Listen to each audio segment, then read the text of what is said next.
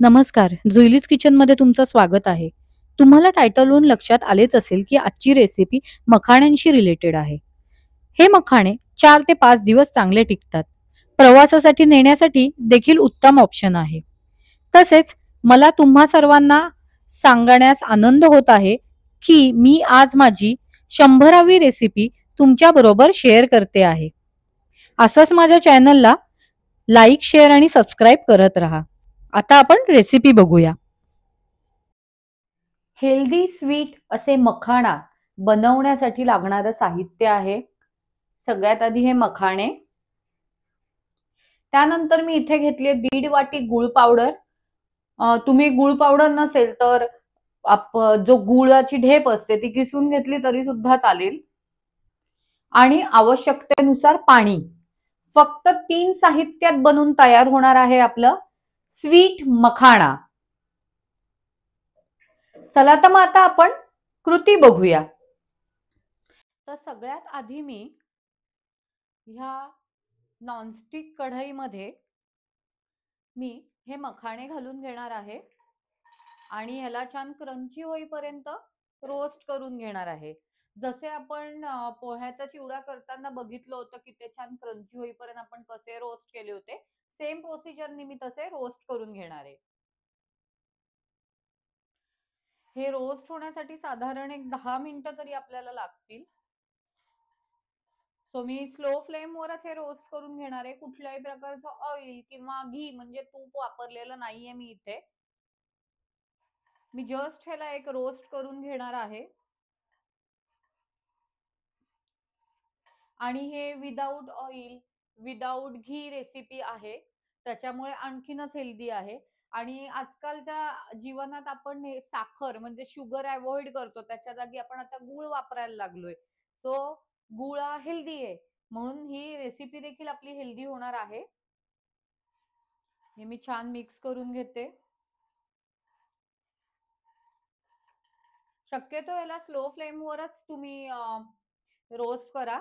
हाय फ्लेमवर केलं तर ते पटकन होतील, पण ते तेवढ्याच पटकन जेवढे क्रंची पटकन होतील तेवढ्याच पटकन ते मऊ देखील पडतील म्हणजे सॉफ्ट पण होतील. सो थोडासा वेळ जास्त घालवा, जास्त द्या तुमचा थोडासा वेळ आणि स्लो फ्लेमवरच हे मखाणे छान रोस्ट करून घ्या. इथले आपले मखाणे रेडी आहेत आणि आता मी एका बाउलमध्ये याला ट्रान्सफर करून घेते. मी आपले मखाणे आहेत ते एका बाउलमध्ये ट्रान्सफर करून घेतलेले आहेत. आता मी घालणार आहे याच्या आत पहिले थोडंसं पाणी, एकदम थोडं पाणी, जेणेकरून आपली गूळ पावडर जी आहे ती लगेच जळू नये. आणि आता मी घालणार आहे आपली गूळ पावडर. तुमच्या मखाण्यांच्या क्वांटिटीनुसार तुम्ही गुळाची क्वांटिटी, गूळ पावडरची क्वांटिटी ठरवा. मी अजून थोडंसं पाणी घालणार आहे ह्याच्यात आणि हे छान मिक्स करून घेणार आहे पाणी. तुम्हाला पाहिजे तर तुम्ही ह्याच्यात तीळ पण घालू शकता. ह्या स्टेजला तुम्हाला तीळ घालायचे. तीळ ऑप्शनल आहेत.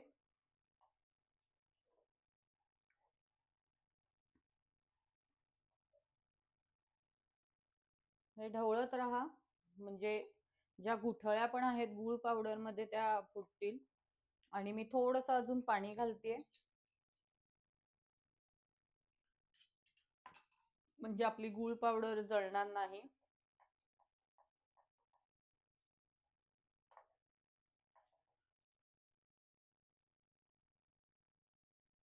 इथे आपली गूळ पावडर जी आहे ती छान मेल्ट झालेली आहे. फक्त आता आपण थोडीशी वाट बघूया, ते म्हणजे याला बबल्स येतील म्हणजे उकळ टाईप येईल आणि त्याच्यानंतर मग आपण आपले मखाणे घालायचे त्यात. इथे तुम्ही बघू शकता आपल्या गूळ पावडरला बबल्स यायला लागलेत म्हणजे उकळी फुटलेली आहे. आता मी ह्याच्यात हळूहळू करून मखाणे घालणार आहे, जेवढे ह्याच्यात मावतील तेवढे.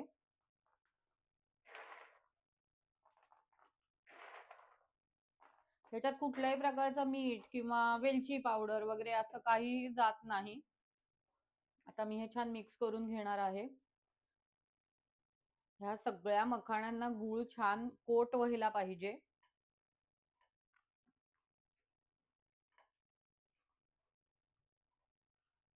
म्हणजे जो मखाण्यांचा व्हाईटपणा आहे तो झाकला गेला पाहिजे, इतकं त्याला तुम्ही गुळात कोट करा, म्हणजे गुळ पावडर मध्ये.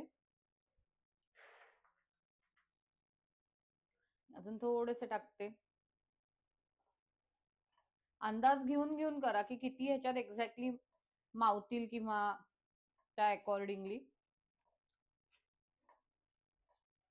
आणि अतिशय हेल्दी आहे.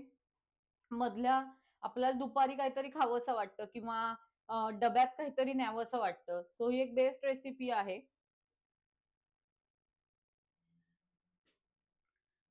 की जेणेकरून हेल्दी पण खाल्लं जातं, नाही तर आपण नॉर्मली चिप्स किंवा चिवडा किंवा असं काहीतरी खात बसतो दुपारी.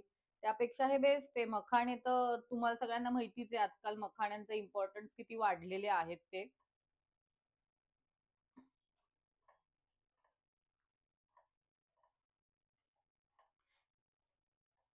इथे आपल्या मखाण्याचं स्वीट रेडी आहे, पण मी याला गार होऊ देणार आहे. लगेच मी कुठल्या बाउलमध्ये किंवा असं ट्रान्सफर करणार नाहीये. सगळ्यात आधी मी गॅस बंद करून घेणार आहे आणि ह्याला छान गार होऊ देणार आहे.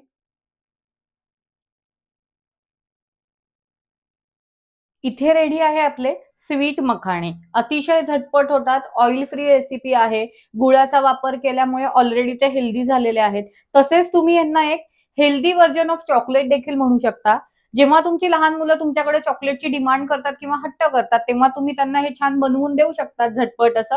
त्यामुळे चॉकलेटामुळे जे काही दुष्परिणाम त्यांच्या शरीरावर होतात ते पण होणार नाहीत. आणि लहानांपासून मोठ्यांपर्यंत सगळ्यांना आवडेल अशी ही रेसिपी आहे. सो तुम्ही तुमच्या घरी नक्की करून बघा, कशी झाली होती ते मला कमेंट बॉक्स मध्ये सांगा. भेटूया नेक्स्ट रेसिपीला. थँक्यू.